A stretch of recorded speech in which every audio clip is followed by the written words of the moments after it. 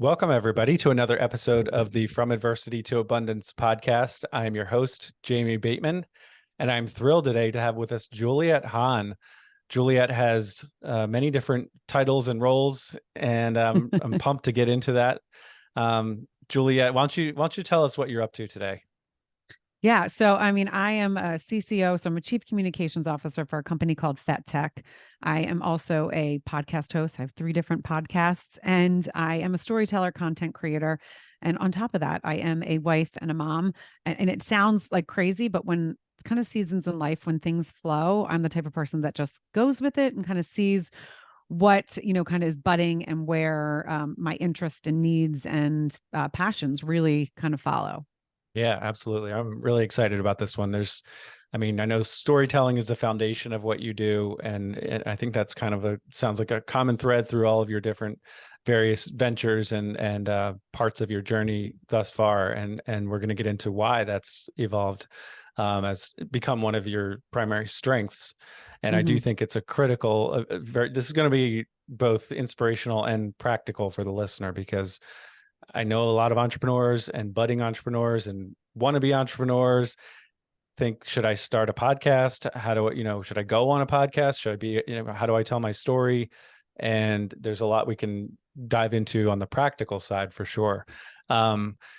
So from adversity to abundance, we talk a lot about human adversity on this show. It's a human-based story. It is for entrepreneurs, a human-based podcast. It is for entrepreneurs, and we do talk about business and and money and things like that. But at the end of the day, it's the human element that kind of where we all kind of come together and we can all relate. And so I know you've been through some real adversity in your life. We're not going to stay on the adversity, but let's jump back and let's talk a little bit about your backstory and what you've learned to deal with and address on a regular basis. So where would you like to start, Juliet? Well, I love that you just said that, because there's so many things. My struggles have really become my strengths, and that is something that I talk about a lot on really all my podcasts. But so we'll take you back to kind of one of my first memories in school was the entire class in 3rd grade was taken to gifted and talented, except myself and another boy, and he was the troublemaker in class.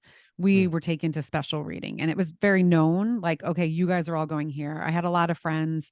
I was the athletic kid, like on the playground. I was the fastest. I was actually the fastest kid in the class. I beat all the boys. So I had, a lot of strengths, but then there was things in school. And that was the first time I really realized, wait a second, there's something different. And so I am dyslexic, ADHD, it is a hereditary 1 in 5. My dad, my sister, probably, we haven't traced it back to which grandparent, but we all have our ideas. My son, one of my children, and then also tons of nieces and nephews. But learning in the classroom how to kind of engage and interact with the teachers are what now became something that I became really strong at. And that was communicating. That was the human connection. That was trying to figure out how to get out of things. And basically, I didn't want the teacher to know, wait, I don't know what you're saying. There's so many times, and I do talk about this on one of my podcasts. It's called Word Blindness, Dyslexia Exposed. It is a podcast on dyslexia. My co-host is a former NHL hockey Stanley Cup winner who was diagnosed with dyslexia when he was 32. He never even heard the word. So we really are bringing those stories out there, our stories, but then others, and the importance of really knowing, okay, if you're struggling in school, there's something behind it, because kids don't ever want to get in trouble. When you're kindergarten, 1st grade, you want to know that answer. You don't want to be you the want to class fit in. clown. Yeah, you don't want to draw attention to yourself, especially for having a challenging, if actually talk about that. I mean, we had Matt Four on the show. He was one of the first guests on my podcast, and actually he's featured in our new book that we just put out. And he talked a lot about his own dyslexia growing up and how actually reading is like his favorite thing to do now. And he's just read like thousands of books, and he has a podcast now as well, which is amazing. So not saying it's the exact same story, but there are a lot of similarities in that. What was a major challenge for him became one of his biggest strengths. And so, talk about, I guess, really, for the audience listener who may not actually know what dyslexia is, can you just define it for us and kind of describe exactly what it is? So it is a reading disorder, but it is also a processing. So I always could read. There's always levels. I always could read, but when I was reading, I would read very slowly and I wasn't processing what I was reading. So when I listened to something, so I listened to all my books, Yeah. right now, as I said, I'm the chief communications officer for a company. And so you would think, well, wait a second, but communication is actually my strength. I learned really early on that if I used my voice, I Hmm. could get things different than if I was writing. So a lot Hmm. of times for me, my dyslexia, I could have all these huge, great, big, huge ideas, and I can tell you all about them.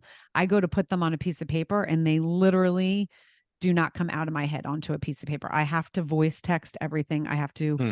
I have to audio is like my friend. So again, technology nowadays is a lot better, but like Yeah. thinking about a kid in the classroom, I have this big story I want to write, right? You're writing the story in third grade and it's amazing and you have it all in your head and you go to write it and you Yeah. And you can't write can't, it. nothing comes And the out. teacher's like, Yeah. well, what's wrong with you? Right? Pay attention, stop fidgeting, Right. focus. Right. What are you doing? Why are you talking to your friend?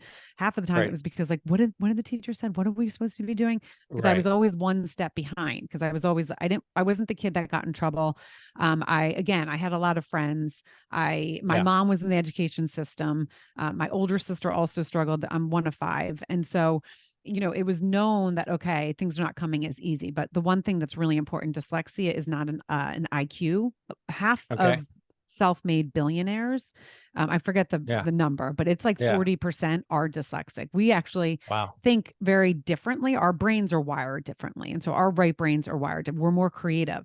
But the thing Yeah. that's really interesting, when I was in school, that day that the kids went to gifted and talented, all my friends Yeah. came back and they're like, what did you go do? We did this amazing stuff. They were creating, and I can still remember, they were creating a knight and javelin and they were doing mazes and they're like, we're drawing and coloring and creating things. And so that Mm. day I told myself I wasn't creative because I couldn't draw. Instead of being like, okay, I struggled in reading and I'm not good in Yeah. school, I said to myself, I'm not creative. You're And not so creative. Right. that's the path Yeah. I kind of went down on my podcast. And a lot of things I do talk about is the innate confidence. Some of us are just innately confident. I was Hmm. I was born innately confident. Hmm. So I had a lot of strengths and I had a Yeah. family that would talk about my strengths a lot. But in school, they constantly talk about the things you're not good at. You Sure. need to work harder on Absolutely. this. You're not good at this, so I'm not going to get into it too much, but like I had a lot of teachers that would give me a hard time, like, why Yeah. can't you just focus? Because I did go to college. I played 2 college sports. I was very, very athletic. So I was on top of the athletic field, Yeah. but, closer at the bottom of the education. I came from a place that everyone was really good at everything in my head. I mean, it was an affluent Right. town right Right. outside of Philadelphia on the New Jersey side. Yeah. So there's a lot of different things that, you give yourself that narrative, like when everything Right. everyone's pretty good at and you're like, why can't I get it? You beat Right. yourself up a little bit. But then Sure. again, when you have the positives, when you find out what your strengths are, that's why it's really important to really kind of find out if you are dyslexic and if you have Yeah. like ADHD, dysgraphia. There's all these different things, but this, as soon as you can kind of remediate it, you're never not going to have it. That's one thing that's Yeah. really important. You're never not going to have it. There's not a But cure for it. You're not going to no, just move on from it. Right. and But you, school yeah. and stuff is always going to be hard. I mean, there's Yeah. no, it's, but you work Sure. harder. That's a lot of times I work harder. I have Yeah. failed so many times that I will start something. So a lot of Yeah. entrepreneurs are dyslexic. It's like, oh yeah, I don't Yeah. care. I'm going to go Which put is myself out there. interesting that you say about you're not creative. I know you're not saying that now, but that was No, the right. narrative you were telling Yeah. yourself and that your teachers were telling you basically. But it turns out actually because of that the challenging situation, you become more creative. I mean, entrepreneurs at the end of the day, that's what they do is they create and they add value, they create things, and they are the definition of creativity, really. So um, you definitely are creative, that's for sure. So now, because I do feel like dyslexia, has this is just me, right? And just it's been around forever, not forever, but it's one of those like 1800s. In the yeah, 1800s, okay, that was called okay, word blindness. okay, That's why we okay, named our thing. But I mean, it's got it. crazy and how Yeah. they still really don't know. But go ahead. Right. Okay. But no, I just like, nowadays and frankly, I have 2 teenagers and we're dealing with some different challenges as well. And so I've learned a lot more about like, just different ADHD and autism and mental health and different things. And I feel like dyslexia is one that, just from my, vantage point, maybe gets pushed or viewed as like less challenging, or just not that big of a deal, or just so it's kind of like, that's cool, but that's okay. You switched a couple letters and, just switch them back or something. I mean, but that's the thing, that's why we are doing the podcast that we're doing, because it's so much more. And then it also comes down to the self-esteem, right? You have to, if you don't have self-esteem. And so a lot of times dyslexic kids, if they don't have the support or they don't know what's going on, it's like, they do get that beat up. But it is, so if I can't spell, I mean, I still spell like a second grader, which is super frustrating. Think about taking notes. So the college, all of that stuff, taking notes, I would look back and be like, I don't even know what that says. So because it's tough. It's really tough. Now, before we move, more into your story, how what is some advice for somebody who thinks they might have dyslexia, or maybe their child does? I mean, just what's the first step to finding out if you may have it? You want to get a neuropsych, and they're expensive. It sucks. They do take time, but it's one of those things. And again, and we talk about this a lot in the other in my word blindness podcast, so I'm not going to get into it, but education is a broken system. Yeah, and absolutely. It's really sometimes disheartening. Myself going through it, having a child's gone through it. We were actually very fortunate. He went to a dyslexia school for 3 years. So we were really fortunate, but it is getting that neuropsych is really important, but not counting on the school to do it, because the school is going to do it their way. And a lot of states they can't say you have dyslexia. It's just an LD, or and when a teacher gets that, it's like, okay, there's a wide range of things that you can do to remediate. So there's things like Orton Gillingham. There's ways that dyslexic people can learn to read. Now, the most severe dyslexic person will probably never be able to, but most ranges, if you do like Orton Gillingham or different reading things, you can. So like once you find out, and if you're ADHD, there's different things. A lot of dyslexic are ADHD, but again, ADHD gets that bad rap. I mean, I have ADHD, but my EQ, that's one of the things I wanted to say before, like my EQ and self-awareness and reading other people is like off the charts, because that's my gift. That's God gave me that. It's like, okay, you might struggle here. It's just like a blind or deaf person. You get stronger things.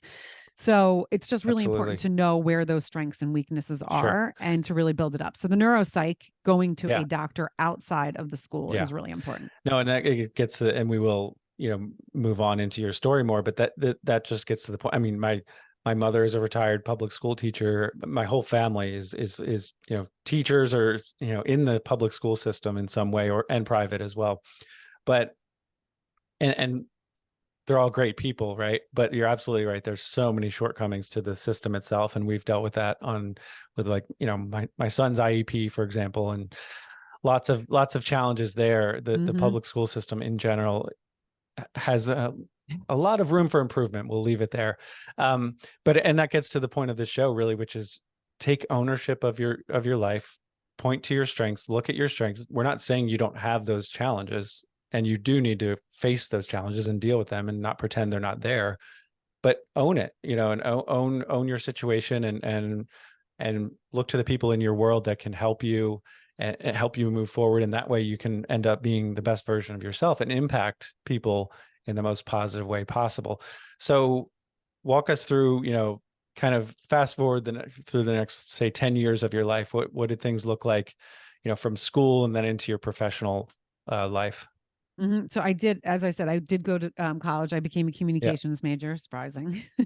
It wasn't the first path though. I was going to be, corporate fitness because of fitness. But, again, some of the classes I was like, nope, not going to do that. Found my way into communications, realized I love this, went into advertising, moved to New York City, got a job even before I graduated, did really well in college because I started learning things that I really was interested in, and learned how I learned, which was really important. Again, figured out, okay, where are those weaknesses, how I can kind of work with them and how I can kind of, elevate them, know that they're still there, as you said, but kind of really work off my strengths, Sure. which, as I said, I have some really good strengths. Yeah. I have some Yeah. weaknesses, but really good, some strong strengths. So Yeah. met my husband, and then I chose to stay home, raised 3 Yeah. kids. I have 3 teenagers. So, did that. Yeah. And as I went, I always was networking. I was always, connecting with people. I Yeah. was always the person that was like, oh, wait, you're doing this. You know what? I need to connect you with this person.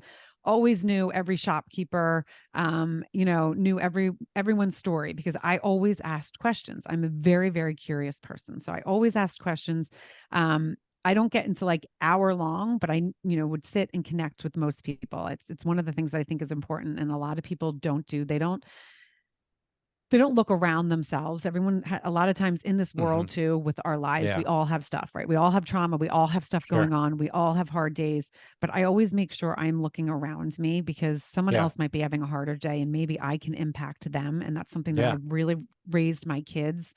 They're teenagers now, so sometimes they Yeah. forget Yeah. that, Oh but it's yeah. important to do that. So, as I did, Absolutely. I always stayed connected to people. And as we moved to a community where I was like, you know what? I was doing some fitness stuff in the other community, kind of helping moms stay healthy. I was at that same Yeah. kind of stage, and our kids would be playing, and I was like, hey, let's I could do a workout for, because again, I played 2 sports. I've always had that mindset. I've always worked hard. Yeah. Dyslexia, you always work harder because you got to. And so from there, it was like, okay, we had just moved. Walking is like something that I do. And this is one of Yeah. the things that I talk about on my podcast a lot. If you ever feel like you're stuck, or you're like, what's going on? Where do I want to go? What do I want to do? I always say to people, you need to daydream. And I think, again, a lot of people don't allow themselves to Hmm. daydream because they're scared that it's not going to happen. And maybe they're stuck in life. I'm sure you talk about the golden handcuffs on here. Oh yeah. People Absolutely. get stuck in their jobs and they're like, how do I get out Yeah. of it? And I Right. always say, you're not a Absolutely. tree. You're not a tree. You don't have to stick with what you are. So even if It's you're true. making money and Yeah. you're the sole breadwinner, but you're miserable, you're not Yeah. helping anyone else. You have one life. So I say daydream. Absolutely. I have to move. My Yeah. To daydream, dyslexia, you got to ADHD. move. Yeah. I can't Absolutely. meditate. I Yeah. sit, I think about dishes and laundry. Right.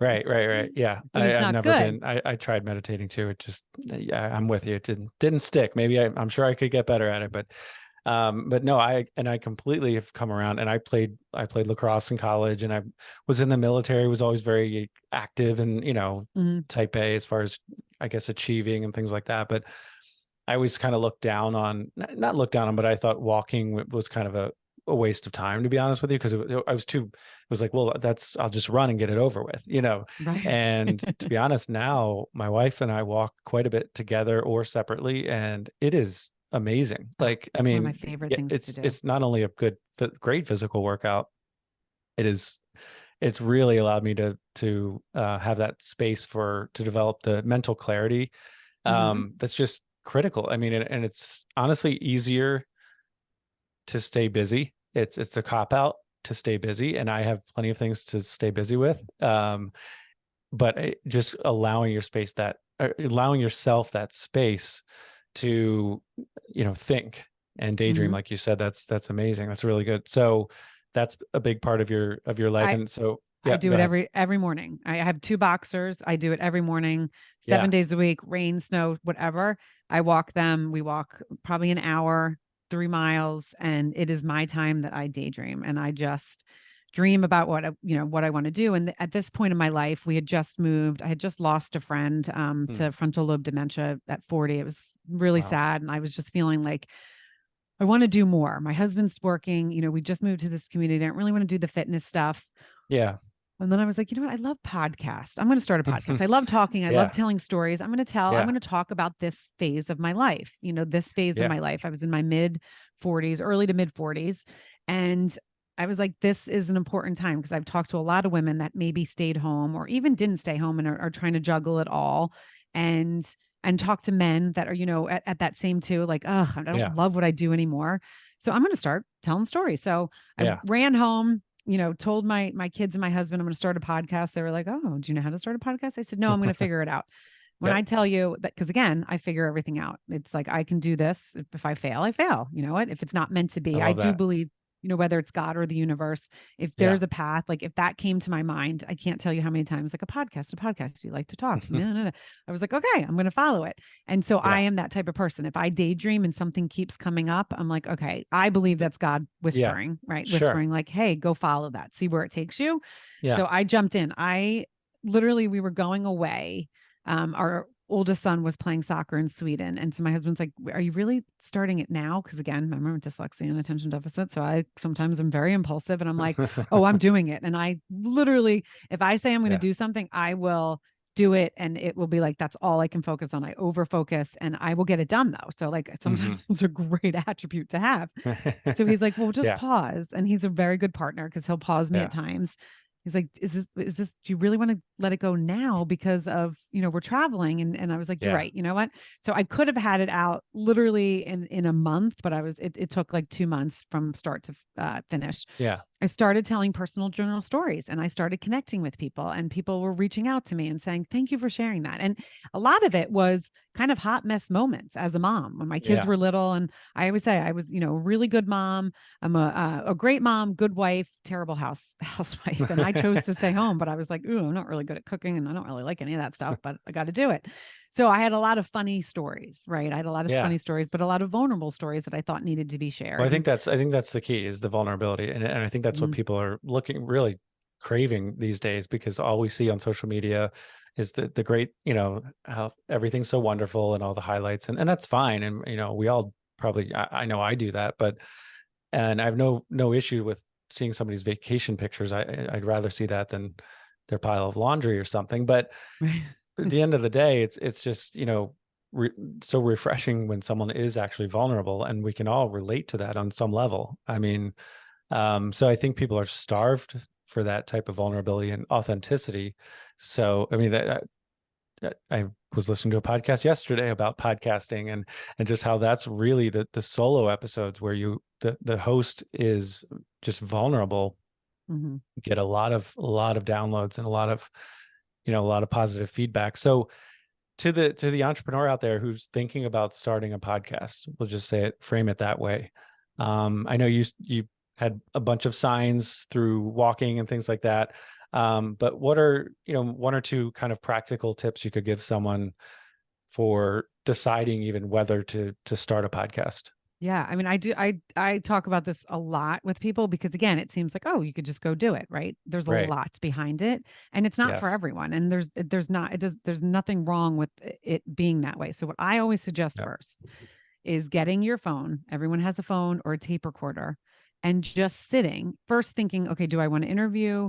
Do I want to do solo episodes? And just talk and see how long you can talk. But what I always really suggest is talking about your own story, really reflecting, doing that self-reflection, talk back and just talk, let it all like kind of brain dump. Do it when you're walking or when you're sitting, if you're someone that needs to sit, but just literally get it and see how long you can do it and how comfortable you are. And then re-listen to it. And maybe you don't re-listen to it. I don't usually re-listen to stuff, but some people like to re-listen to it. But don't re-listen to it in the critical way. Just see, okay, you know what? I could feel my energy go up here. I could feel my energy go down here. I could feel my energy get a little weird here. These are things maybe I need to think about. So really diving into yourself first is, I think, to me, whether it doesn't matter what kind of podcast you want to start, you want to be comfortable enough to have a conversation, but also bring in some of your own self. Because this is also for an entrepreneur. And I know we're going to get into this, but bringing in the parts of your own story that are going to connect deeper with an audience is going to help you grow your business. It doesn't matter, what you're selling, what service you have. If you're creating a community because of who you are and your parts of your story, that community is going to grow and it's going to grow. And if you have a great product, that's great, because then that's going to blow up. If you have a crappy product, your community is going to grow, but maybe not get, deep, not wide. It might be there. You might get new people all the time because you're connecting with people. And then it's like, oh, nothing happens over here. But if you get both and you're connecting with the community and you're, engaging them and talking about things and you're still growing because you're getting new people, that's what's really important. So the first thing you do is get your phone and do it for like 2 weeks. Okay, I'm going to sit and talk about this part again. okay, I'm going to sit. Now, again, this is not like some people have had a lot of trauma in their life. I'm not a Yeah. therapist. I'm not telling you to go and Yeah. do a therapy session, but just talk about different aspects of your life. And then, okay, if you're going to do solo episodes, how did that feel? What other topics are you going to talk about? You know, how Yeah. many do you have? Are you going to be able to grow the seasons? Now, I did solo and then COVID hit. And I was like, you know what? I'm really curious of what's happening around the world with people and COVID. So I was like, I'm just going to start reaching out to random people on social media, seeing if they want to do COVID stories with me. I started Yeah. interviewing, and then I became like, I was like, okay, this is my gift. I'm really good at interviewing. I ask Hmm. questions. People are like, oh my God, no one's ever asked me that. I was helping people connect dots, and Yeah, because of fireworks were going your off. high EQ, right? You're able to read people and Exactly. dig in somewhere else that the other past interviewers haven't been able to find. Yeah, Mm-hmm. that's really good. And interviewing is absolutely a skill. There's no doubt about it. And there's not one way to do it. And I'm not saying I'm the greatest at it or anything, but it is very different than storytelling for sure. But if you're good at storytelling, you're probably going to be good at drawing out a story from someone else. Mm-hmm. So when you started your podcast, I know you have 3 now. What was the goal? It was a creative outlet, and I was missing a creative outlet, and I didn't realize it because, again, remember, I said I wasn't creative, so I really did not think, because I couldn't draw and I don't sing. So I Yeah. was like, oh, I'm Yeah. not creative. But Right. I've been storytelling my whole life. When my kids were little, I can't tell you how many different characters and stories that I would create. These, like, I mean, I can't believe I didn't make them into children's series, because anywhere we went, the kids would be like, Mama, tell us the story about blah blah blah. And I would, tell them about these elaborate stories. And I would have sometimes people come up and they're like, oh, that's such a cool story. Where'd you hear it? And I'm like, oh, I just made it up. I just have that creative brain, but I never thought of it as a creativity, because I was Sure. always that way. But Yeah. one thing I do want to touch base, when you Yeah. said the EQ, the other Yeah. thing is, because of my dyslexia, I learned Mm. to read people really well, of like how to Mm. get out of things. So I could Mm. read someone's body language. So when I'm talking to someone, I can Mhm. tell, okay, they sped up a little bit. I can tell Mhm. I can see how someone moves. I can see if they slow down. I am so on cue to reading people. Again, yes, Mhm. it's my EQ, but it's what I built because of a Mhm. weakness. And Right, that's right. what's really cool. So that's like the reflection that I want people to do, especially entrepreneurs, because it's going to Sure. connect somewhere in there that they're going to be like, oh, I understand now why this is why I'm so good. Like, we all are born with skills and not skills, but Sure. the ones that you sharpen, like, why are you so sharp in that? Really go back and think about that. Mm. So, but so yes, I mean, That's that really is, good. it is, and it's really important. But again, it's that self-reflection. Not everyone likes to self-reflect. Again, people have trauma, but you can self-reflect in a way that you're not opening yourself up. And and if you feel like maybe you talk to a therapist, go talk to a Sure. professional. Do this in a therapy session if you talk to a therapist and see, okay, I can do that. But those are the kind of, Yeah. just tips that I talk about a lot. Absolutely. So it's a creative outlet, and then it branched into 2 additional podcasts.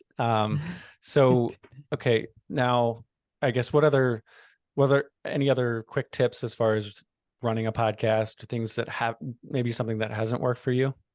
Well, I very quickly realized I didn't like editing.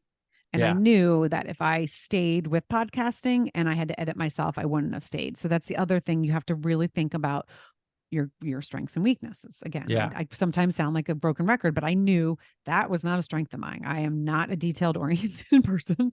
I Yeah. know a lot of women are. I am not one of them. I am not detailed, and that kind of stuff would frustrate the hell out of me. So I knew very quickly that I was going to get an editor. So another thing, someone might say, okay, I don't have the finances to do that. There's so Yeah. many different things that you could do. I mean, I think I my husband does well.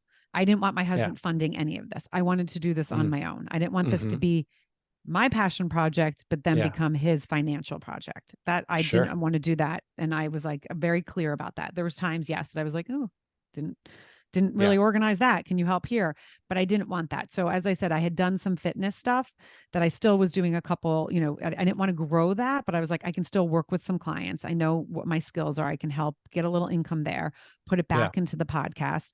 There was Yeah. a time, as I said, I have boxers. There was a family that needed someone to babysit a puppy boxer. And I was like, I'll do that. So then they were like, well, we'll pay you if you really do it during the day. And I'm like, I'm home. Of course, I have 2 others. They can just hang out.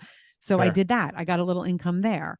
Yeah. And so then I put that back into the podcast. So I knew I wanted to put the money into the editing and that I was going to be good at everything else. Cause that's the other thing is putting a deadline, not putting a deadline, being like, well, when it gets hard or doesn't feel right, I'm going to stop. Because how many Right. times does that happen when people stop something too early? Absolutely. I gave Yep. myself a year deadline. Doesn't matter how easy or how Yeah. hard. And That's then I good. could Yeah. say, I did it. Yeah. Great. What did I learn from There's, it? But it wasn't for me, but obviously it was. I've heard, there's like something like 4 million plus podcasts out there, and Mhm. only about 15% have produced content in the last 30 to 60 days, something like that. Yes. And I know that's how we connected, as I listened to you on the Cap Show podcast, Mhm. which was really good. Love Cap Show. Absolutely. We use it as well. It's really, really good. So now, okay, so that's about, creating a podcast, running a podcast.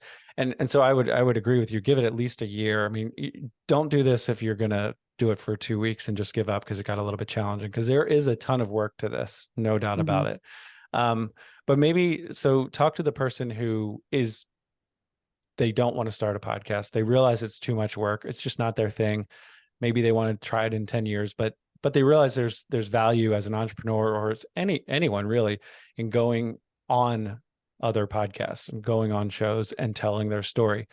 Because I know that's something that you've helped a lot of people with, that you used to help people with, professionally, getting that storytelling skill kind of to be elevated, if you will. So what are, one or two tips you can give to someone who's going to be going on podcasts or just sharing their story? What can you tell someone in that situation? Yeah, no, and I had actually one of my clients just recently, someone found her because of a podcast, because of the work that we had done in the past, because it is really important. Like you could go on podcast and for an entrepreneur, I say go on as many podcasts as you have. There's so many different services out Absolutely. there, but you don't need to spend money if you don't have that. You can go do your own research and you can send it. There's so many levels of podcasts. So many people are Yeah, looking for good stories. And sometimes the absolutely. smaller podcast have a more, kind of dense audience. They Yeah, have their listeners that listen, and they're maybe more it's committed. 30, maybe Yeah, it's 50, maybe it's, 100, yeah, maybe it's 1,000, but those listen every day. And when they hear something, they are sharing it with their community and then it's going right. out there. So even if you get one or two clients every couple months, that's more than you're getting if you're not going out there Yeah, and no, doing that's it. absolutely. As hosts, we get very hung up on download numbers and unique listeners per episode and that kind of thing, which is great. And you can check we use co-host, which provides some pretty good analytics, yeah, I certainly want my download numbers to keep going up and up and up. But at the end of the day, does that really matter? I mean, quality Mm-hmm. is really important. So having that listener that comes back, that's what you want. Yeah. So, to your point, I get a lot more, as much as I love being a host and I love my podcast and it's my, one of my passion projects for sure. I get a lot more traction when I go on other shows, if I'm just Mm-hmm. being honest, because it opens me up to all these other networks, and I get a lot more people Right. reaching out after I'm a guest on a show. So storytelling, just what are a couple of kind of basic, I guess, principles to be able to tell a good story? Yeah. And I'm just going to take it one step back there because, as you Yeah. said, like you go on podcasts, and if you're telling your story correct, you found me because of me, the way I was Mm-hmm. telling my story in another Mm-hmm. podcast.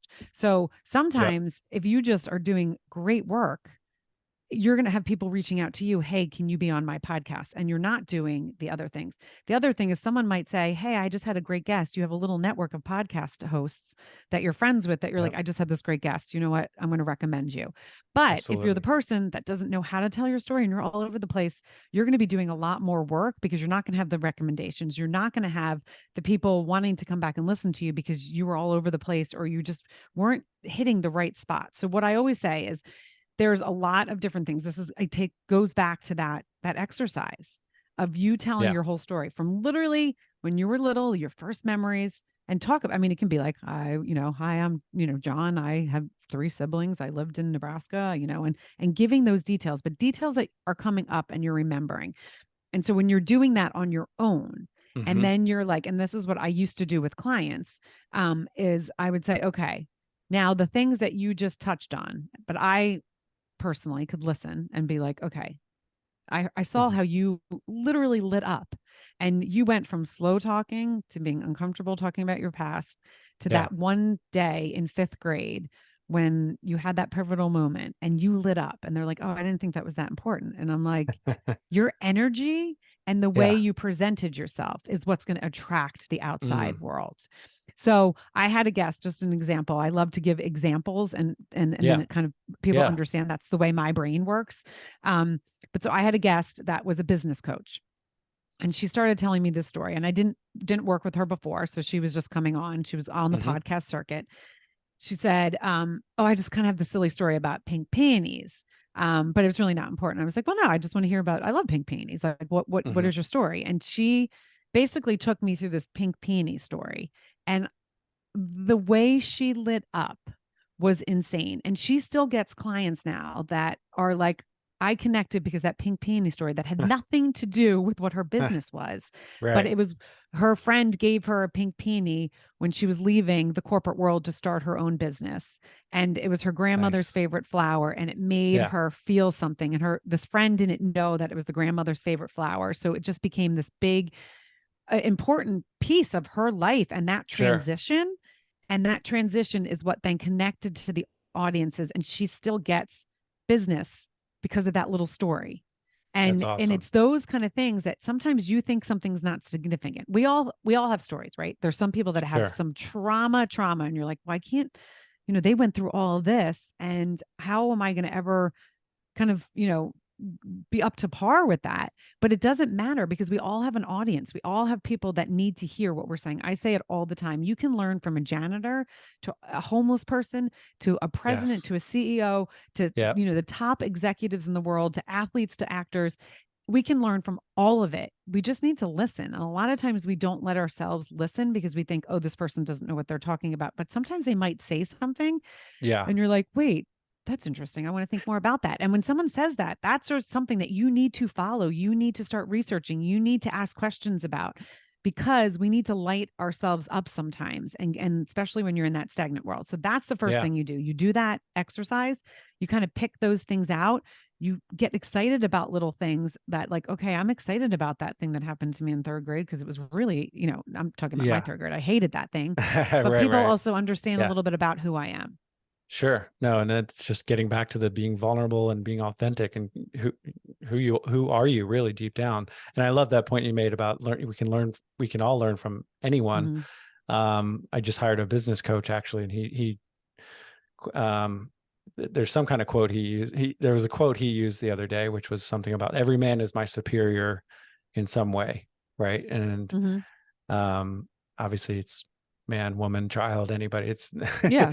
but it's absolutely true. I mean, we can all learn from everyone. So, so you're doing that exercise to figure out really kind of what lights you up, what is your Yeah. source of energy, really, and about your own story, right? And then highlight those elements of your backstory. Is that essentially what you're saying? Right. And then as you're doing it, you're going to start connecting dots. Again, people hire people to help them do this, but sometimes Sure. people are introspective and they can kind of figure it out themselves. I mean, I have Yeah. so many people with this new position I'm working in the regenerative medicine space. This is Yeah.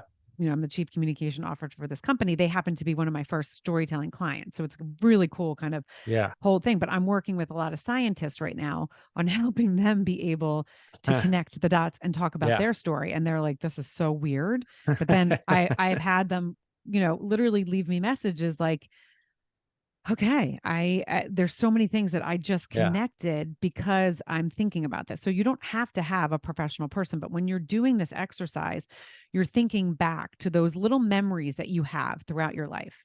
Now, I also talk about there's memory feelings and there's memory visions, right? Hmm. Sometimes Okay. those memory feelings are more important than the actual little memories. Like if I think back to my childhood, we all have those little like things that we do. Some of us Sure. stuff certain things because again, it's trauma. But Yeah. sometimes like if you think like I remember being like, why every time we talk about like elementary school do I get this like pit? And it was Yeah. like, oh, That's when I like had to go to special reading, and everyone, and the teacher that Sure. brought me to special reading, she was a slow talker, and there was all this stuff around, Mm. like slow talkers. No offense to any slow talkers, but they drives me nuts. Like I'm like, oh my God, just say what you want to say. And it Right. kind of all came full circle. But those are the kind of things that you want to dive into, like those Sure. good memory feelings, the, oh, I don't know. Like I had a client and with someone that was on my podcast that talked about when she was growing up. And she's like, there was just always this great feeling in my house. And so we really dove into it. And it was because both of her parents were immigrants and they lived in a very different area. But in her house, it was like both of their cultures that they Hmm. brought in. And it literally, she would walk out and it would be this entirely different world. They were the only kind of diverse Mm. people in their community. Sure. So she's like, it was just, but she's like, but it was such a like, my home was my happy place Mm. outside. And then we dove into all these different Yeah. things. And it's one of the things she leads with all the time now because of what she learned in both of those experiences. Yeah. So you mentioned leads with, and I'm just curious before we move on, um, as far as the framework for telling your story, is what should you lead with? Or do you lead with like a teaser, or how do you frame the actual storytelling? If I'm going to go on a podcast for 30 minutes and the whole goal is to tell my story, is there a particular framework you recommend? No, I mean, you have to listen to who the host is, right? You're going on someone else's Sure. podcast. So you have to really think about who the audience is, Yeah. who you're talking to. But I always say in each chapter, I break things out into chapters. It's like your first chapter, second chapter, third chapter, fourth chapter, fifth chapter kind of thing. I like that. Yeah. And in each chapter, you find those two sentences that kind of define you. So like I always bring in that I'm dyslexic. I always kind of bring that second, third grade story Yeah. in. I always talk about I played two sports in college because Yeah. again, when I say those two things, your audience, people they already are thinking of, oh, wait, okay. When I say what I'm doing now and all the different things, they kind of get a little insight into me before I'm even diving into my story. So like in Sure. each of those kind of things, we all have those two experiences, those one experiences that should always be woven into Woven your, through. So each but not chapter of your weirdly life. brought up. Yeah, but Yeah. not Yeah. weirdly broken up. Right. Like it's not like you would be Yeah. asking me about something and I would say, well, and then, like, Yeah. and bring something weird up. That's like, well, what is she talking about? No, you have to make it flow. And that's something you have to practice. Again, it's Sure. not, Well, that some people gets do it better than others. absolutely it gets back to listening and playing off of the other person. And yeah, you wouldn't just start off with, "Hi, I'm Juliet Hahn. I played two sports in college." Okay, great. Yeah, Good who for you. cares? Yeah, what's wrong with you? Yeah, exactly. So right, I set it up. Like I did, Yeah. the reason why I went to college is because I wanted to play sports. I hated school. If I didn't play sports, I would never have gone to college. Sure. I hated it with a passion. I sucked at it. It's really bad. Well, for the record, I think team sports and sports as a whole just have such benefit and such, Oh, so many life yes. lessons Love it. you can take from sports. I love it. We're a big sports family. My We are as well. siblings. Yeah. So talk more, more recently, you mentioned the new role that you're in, and I guess talk about what you have going on these days in a little more detail. Yeah. So, I mean, I can take you. So, like, my first podcast is called Your Next Stop. I interview people that have followed a passion and turned it into a business. And that's like, I do a little bit shorter. Because the other thing is, you have to think about when you're telling your story, are you going on a podcast that's an hour? Are you going on a podcast that's 30 Right. minutes? Are you going on Right. a podcast that's 20 minutes? Okay. What should I bring in? And these are all the things. If you just continue to tell your story to yourself and do it recording wise, you'll hear, okay, I'm really comfortable with that. That's something I always should lead with. I always should do that, because when you're Sure. comfortable talking, people can feel it. When you're uncomfortable talking Yeah. about something, people can feel it. And that's where you're not connecting. That's where the disconnect is. So that's what's really important. If you're faking it, and that's where you said the authenticity. I was gonna say. Absolutely. Yeah. But so that is like what is really important to think about. But so now, because of the roles that I did, so Your Next Yeah. Stop, 30 minutes, it's like quick. It's like, it was started with women because that was the role I was in, and it was kind of where my life was going. And I was like, this is so Yeah. fascinating. And then it went into, I have two sons and I want to inspire them and a husband. So, I'm not a feminist, no offense to feminists, but like, I like to do equal opportunity. If someone has a great story, I don't care what you are, who you are, I want to hear it. And I don't care how, if you're famous, if you can't tell a story, you're kind of dicky. Well, I don't want you on my podcast. I don't, it's more of like that. Then I have YNS Live, like Your Next Stop live with NFL Thread. And that is kind of an offshoot of Your Next Stop. Cynthia Zordich, who is, her husband was in the league for 12 years, Michael. She was one of my first podcasts, or I shouldn't say first, because she was my 100th episode. And we dove into her story and I became fascinated. Again, I've said this a couple of times. I'm very curious. Yeah. So I was like, wait, I want to know, like, I'm a mom. Oh my gosh. Like when your husband got, and you had a business, what did you do with it? And I could just feel her like, oh, I got to think about this again. Yeah. I had to give it up. And then I was like, well, wait a second. So then we collaborated and we do a once a month, we have an interview, and it's either a wife or a spouse and what they're doing, not about, a wife or spouse of a professional NFL athlete. Got it. Strictly. And then, and what it's like, what are you doing? What are you doing outside? Yeah. And there's so many attorneys, philanthropists. I mean, so many different things that you're like, oh my God, why does anyone, because when you ask, can you introduce yourself? They always lead with what their husband does, and nothing wrong with it, but it's like, we want to know about you because we're also women and moms and whatever. And if you're not a mom still, like, how do you juggle all this? So we do live events at the Super Bowl, at the draft, and at awesome. And at the Hall of Fame. Yes. I mean, and if you go to my social media, you'll kind of see some of the fun things, but we interview really fun people. We also interview players when they leave the league. Nice. So what that transition looks like. And that is so important because so many people don't think about that. There's so much mental illness. I shouldn't say mental illness. There's so much mental stuff that goes through. Absolutely. I mean, it's, we had Josh Kalinowski. He was a professional baseball player. He's a friend of mine. I got to know him over the last year a little bit. And he only played he was a pitcher. I think he got injured after 1 to 2 years. But it was like such a moving story because just his entire identity was wrapped up in that. And honestly, I could relate a little bit with my college lacrosse days, just because once, we shockingly lost actually in overtime, and it was like, whoa, what in the playoffs and national playoffs, and all of a sudden you're who are you? What defines you at that point? So I can only imagine, what Aaron Rodgers is going through right now. Is he going to the Achilles? I mean, that's and also he's like older in his life. He didn't stop. Like, there's so many things. And I think us as society, we don't think about professional athletes as humans, and they put their pants on the same exact way we do. Totally. And they're not all making this money that they can just be like, okay, I'm done. When you're done, you're one injury away. So we really get into some, I mean, we had Ricky Waters on and he was, he was crying, he and his wife. I mean, he played for the Ravens. I think he might have retired with the Ravens, but he was awesome. But you're absolutely right. He was an Eagle for a little while. Yeah. Okay. So but it's like, and I think Miami as well, but anyway, he, you're absolutely right, especially with social media and then fantasy football and things, which I'm a huge fan of. We just treat these I have my people teams. like they're just commodities now. They're not actually humans anymore, which is a real shame. So Cynthia, your current co-host, was a guest on your 100th episode of Your Next Stop, right? And you're like, I love your story. We got to connect. And then YNS Live was birthed out of that connection. Is that right? Yes. And so she has NFL Thread, which is the LinkedIn for women. And she had started that about 10 years ago. And so she would do a luncheon before the Thursday before all these events and get everyone together and be like, let's network with each other. Like, let's support each other's small businesses. Let's do this. Cause she's a connector, amazing woman.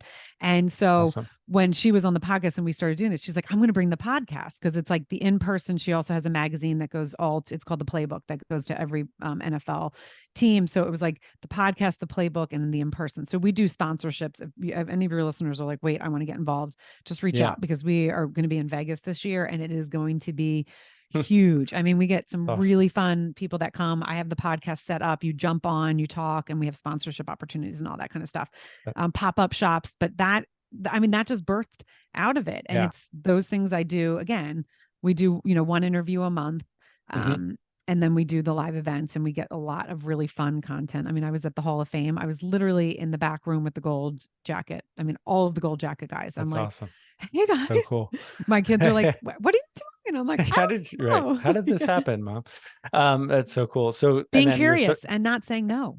Absolutely. No, that's great. And then, so your third podcast, World Blindness Dyslexia Exposed, right? Yep. Talk about that a little bit. Yeah. So my co-host is Brent Sopel, who was a former NHL Stanley Cup winner with the Blackhawks and severely dyslexic. Didn't find out until he was 32. His daughter was diagnosed, and he's like, wait a second. But basically, he's a Canadian. He was pushed through school because they were like, okay, you're going to be, I mean, he was on his own, went into the league basically at 16. So the other thing is we talk about, and this is why it's so close to my heart, we talk about so many different things, but he didn't know he was dyslexic. He knew that when he got out of hockey that he was not going to be able to get a real job in his mind because of his dyslexia, and he was never remediated. I mean, he basically was pushed through. It was like, okay, you're just going to go, you're the dumb jock, right? You're the dumb jock. Yeah. So he was in the league for 18 years, and he said he worked harder than anyone else because petrified that one step away from having to go into that real world. He went to Russia for 3 years to play, when it was like, okay, your time's up here. He was like, I played in conditions that probably no one else would ever, but I was like, I cannot do it. When he did leave the league, he did fall on really hard times. He's been sober and clean probably for 7 years now, has a foundation called the Brent Sopel Foundation, which is a dyslexic foundation. And he's doing amazing things. He basically helps a lot of people with that neuropsych that I talked about with the finances, because it's really hard. That's what his foundation does. He also coaches and runs a league, but we started that because, I mean, I know we're like short on time, but I basically was asked because of my podcast to interview him for a television show that's coming out. I can't even talk about when it was. I was connected through the podcast world again, because I put myself out there. I don't say yes if it's not something that I want to do. Like, I'm not the person that's like saying yes to everything and then being like, oh, I can't handle everything. I say yes when I know it feels right. I pray. So that's like what I do. Or I ask the universe. I take my walk. Hey, does this seem like something I should do? But so he and I then got connected, and I was like, I really want to help this foundation, because obviously dyslexia is huge in my world. And I have so many stories, and I help people. Like, I have people call me all the time, be like, can you give me a little advice on an IEP or here? And so I was like, we just need to put the words to a podcast. So we're on episode 5 came out today. Oh, nice. That's awesome. Yeah. That's how some podcasts are born, is like two people are having conversations, and they're like, we should be recording this. And then they every time we talk, we're like, oh my God, this is another episode. And that's really cool. I had Justin Rothlingshofer. He is a president of his company called Own It. He was actually fired by the NHL because he was working for a couple different teams as a trainer. I'm not sure if he played in the NHL himself, but he was let go because he was standing up for all these guys who were addicted to painkillers, and he was sick and tired of treating them like that. And so he kept standing up to ownership and management, and eventually they let him go. That's a really good episode. What's his name? Justin Rothlingshofer. He's also Canadian, but I believe he lives in Florida now. But his company is called Own It. It's 2 words, Own It. And I'm sure Brent knows him because he's Canadian, and he would stand up for things. They do what they do now is they work with athletes and also just professionals and really anybody to create an individualized health plan. He's into like fitness and health, and blood work to figure out what your, I guess all of your epigenetic testing and all that stuff. I love that. So that was his adversity to abundance story, was getting fired from the NHL and then creating this company and now helping so many other people. But definitely recommend the listener go back and listen to that one if you haven't already. So I want to go listen to that. Sounds great. So you ready for some rapid fire questions, Juliet? Yes, please. Awesome. What is one thing that people misunderstand about you? Probably sometimes my energy. They think I've been drinking coffee, and it's just who I am. You don't drink coffee? I don't need it. I wake up like this. Jealous. When you're ADHD, it literally doesn't do anything to me. I don't feel it. It just, it's like, I already have the energy. What's one of your biggest failures, regrets, however you want to frame that, but something you wish you could do over? So it's funny. I know there's supposed to be like quick questions, but clearly, as you guys heard me, I don't do anything. It has to be a little bit of a breathy thing. I don't like to look back and say failures. I like to think anything that I've ever done, I've actually learned on them. And so I've been asked this question a lot, and there's not like there's not a one size fits all. I would have to say when I was raising my three kids, or when I'm raising my three kids, they're 2 years apart, a little less than 2 years apart. And there's definitely times that I wish I was more present, that I wasn't trying to get to bedtime because I didn't want them to be cranky the next day. Yeah. That I wish I was just like kind of, because I am go with the flow. But when it came to like kids and schedules, I wanted to make sure I was raising these great humans and I was thinking too much into things. And so sometimes I wish that I just would have been like, just chill out Just a little relax a little bit. Yeah. bit. If you could give your 18-year-old self some advice, what would that be? Just keep doing what you're doing. I mean, I just stay curious and don't think too much on things, and don't let the negative people ever make you think twice. I'm not one that usually does that, but there's definitely been people, that I've come across that sometimes maybe took the wind out of my sail a little bit, and Mm-hmm. to, just don't worry about them. Love that. If you were given $10 million tomorrow, what would you do with it? So I would definitely help. I'm a service heart person. Dyslexia is one of those things that I would definitely want to help fund, get more kids, especially kids that don't have the funds to do. And then also boxer research boxer rescue is, I'm huge into, and just to help really animals and, children that don't have anyone that love them, really give them places. Yeah, that's great. What is one challenge that you're facing right now in your professional career? So as you heard, I have some things on my plate. I also am raising Yes. 3 children. So Yes. I'm just trying to go with the flow and not putting too much thought into things. And Yeah. when I say I'm going to do something, that is, I do it. I have always been that way. If I say I'm going to get something done, I'm going to do it. But I also know that I can sometimes overextend myself because I get excited. I love, I'm excited about things. And just giving myself a little grace, not putting too much pressure on things like, okay, I need to maybe do that tomorrow, and I need to go to bed now and not stay up too late, because if I don't sleep, I'm a bit of a bear. If you were to start a business tomorrow, not that you need something else to do, but if you were going to start a business, what would that be? I mean, again, it would be in the storytelling space. I mean, kind of what I've been Yeah. doing, but it would really just help more people with getting comfortable with talking about themselves in not the egocentrical way, because I do feel the Mm-hmm. world is a little me, Yes. me, me. This is not just kind of look outside, but be able to connect more with people by taking the egos out of your own story. That's really good. What is a book or two that you could recommend for my listener? So there's this book, and I have to look it up because I forget about it, but it's a mother's memoir, and it is one of the most beautiful books that I listen to. And it really, it is, it makes you cry, let's just say. Mm, And it's kind of in your time of your life where, um, I needed it, because we had just hmm moved. As I said, we lost a friend, and hmm it was like, okay, my kids are getting older, and I love being a mother. I mean, that was one of the things I always wanted to do. I was very hmm fortunate that I was able to stay home with my children hmm for as long as, I did. But it was definitely at a time where I was like, I don't want to let them go, but I know I need to like let them grow up a little bit. And I can't believe I can't find it. But it is a mother's memoir, and Katrina Kensick is the author. And I have 1,000, my daughter and I share our things. So I'm not going to say it, and I'm sorry. I can tell you later. Oh, here it is. the gift of an Again. ordinary day. Oh, I just yes. looked it up. The gift Thank of an you. ordinary day. Awesome. It is Cool. one of the most beautiful, beautiful books. Beautiful. Awesome. Um, what is one question that I have not asked that you wish I had? I think you did a fantastic job. I can't say that Thanks. there's anything that we did not get into. Awesome. Coming from a three-time co-host, that means something. Where can our listeners find you online, Juliet? So I am everywhere, and this is a funny story. So Juliet Hahn, like Romeo, Juliet, and my last name is Hahn, Hahn. Is there is also someone else out there with that name, believe it or Mm, not, and she is a Korean woman. So when you look it up, you're gonna be like, wait, that doesn't sound like the same person. And she's a professor at the Citadel.